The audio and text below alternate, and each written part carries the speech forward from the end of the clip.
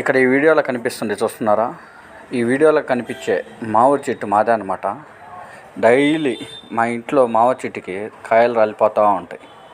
ఈ కాయలన్నీ రాలిపోతుంటే మనసు ఒప్పక ఒక డబ్బాలో వేసి పక్కన పెట్టాను అనమాట.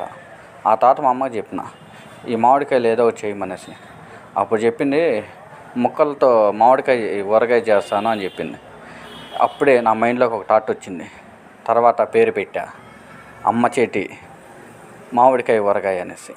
చూస్తున్నారు ఇక్కడ కనిపిస్తున్న ఈ వీడియోలో డైలీ ఇన్ని కాయలు రాలిపోతుంటే మా అమ్మ ఏం చేసిందంటే, ఈ కాయలన్నిటినీ పోగు చేసి శుద్ధంగా కడిగేసి పిల్లర్తో పీల్ చేసేసిన తర్వాత పిల్లర్తో పీల్ చేసిన తర్వాత వెనకాల ఉన్న మనలన్నీ కట్ చేసింది అనమాట. ఇలా కట్ చేయటం వల్ల ఏమవుతుంది, నస అంతా పోతుంది. ఈ నస పోయిన తర్వాత ఈ కాయలన్నిటినీ మంచినీళ్ళలో వేసి కడగడం జరిగింది.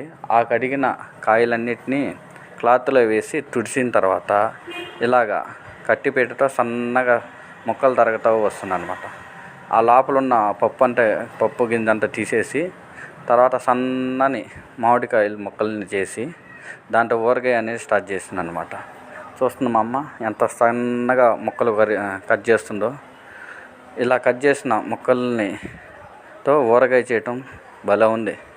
చూసారు ఇట్లాగా కవర్లో చాలా ముక్కలు వచ్చాయి అన్నమాట. ఈ ముక్కలన్నిటిని ఒక డబ్బాలో వేసిన తర్వాత దానిలో కావలసినటువంటి ఆవు పిండి, అలాగే ఉప్పు, దానిలోనే ఇంగువ, కావలసినంత మిరప్పొడి వేసి బాగా కలపడం జరిగిందనమాట. ఈ ముక్కలన్నిటికీ ముక్కలన్నిటికీ బాగా కలిపిన తర్వాత మనకి